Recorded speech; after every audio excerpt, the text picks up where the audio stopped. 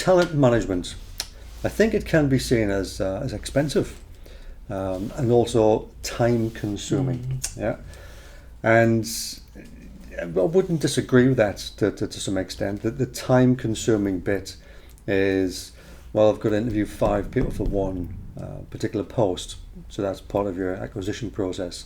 Or I don't have anybody who goes to, as in the succession planning, somebody's leaving the organisation with a lot of skills, good behaviour. I've got nobody to fill the gaps. It feels like a lot of work and can be time consuming. It can take a lot of your operational bandwidth when the problem arises, because that's not the right way to do it. And expensive, I think we spend money wastefully at times. Bringing somebody in is not the right fit, let's try somebody else. Or bring somebody who's not the right fit, and we just cope with it. We haven't really got the top performer, the high potential candidate we're really looking for. We've taken somebody because we need to fill the position, and maybe the unconscious bias kicks in, or the horns and halo effect, or we move too fast. And we've talked about it many a time. We'll keep doing it because repeating the message will hit home at some stage. The cost of a bad hire, 300% potentially of that person's annual salary, through indirect costs, the recruitment costs, training, onboarding, and then maybe some compensation to leave the organisation. Equally, the cost of a good hire. You bring a great person in, but you're just not meeting their expectations for succession planning, and that will cost you money also. So again, talent management can be seen as expensive and time consuming. I think it's because we're not doing it the right way. If we look at the secret for successful talent management has been a JSF, if you get that bit right, spend the time there. It's not costing you a lot of money. Well, I was just going to add actually, Lindsay, because if you put the work in up front, so you get a good base, a good objective baseline of what you're going to measure against. Yeah.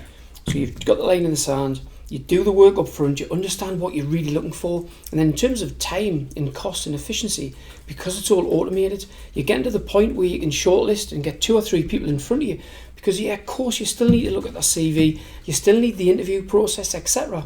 But you can go through a lot of that stuff really efficiently in the background because you've done the work up front. And we'll say with Aspire that what we're trying to bring here is the power to make confident people choices, and much better to be sitting in an interview situation, which we still highly recommend to do that, to be sitting there with a lot of confidence, thinking, okay, be measured objectively. The person sitting in front of me is a really good fit for this organisation, for this job role. And now I need to know, can I work with this individual? It's taking away a lot of the guesswork. You've got a lot of confidence that you're going to make a great hire here. Yeah. So, obviously we're looking for you to get a good return on your investment for your talent management strategy. And if you're using a 2D approach at this moment in time, then you'll struggle with that. The 3D approach is going to bring the objectivity in. It's going to bring that confidence in as well.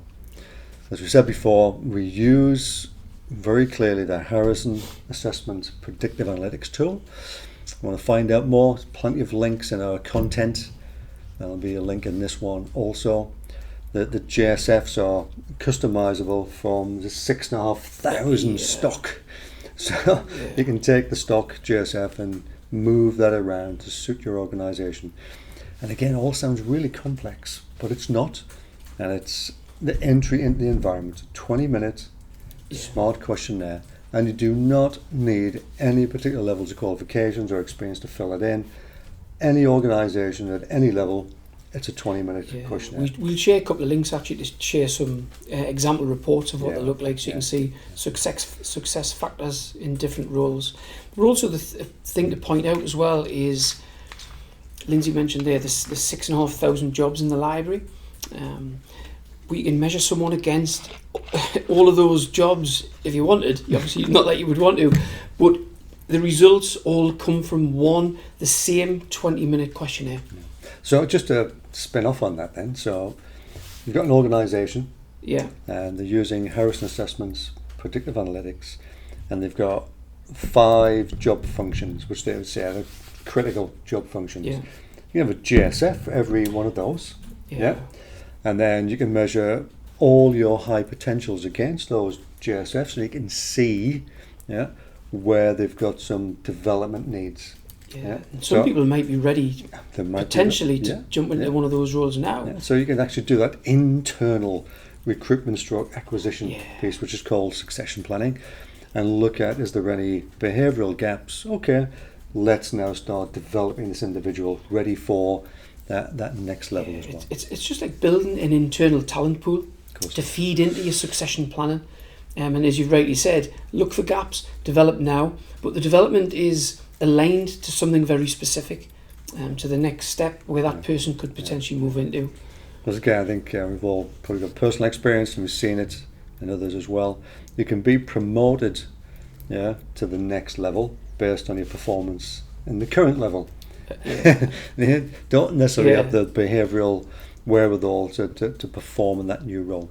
So this gives you a chance to have a look at that, look at the gaps, and again, make the right choice, the confident choice for succession planning as well.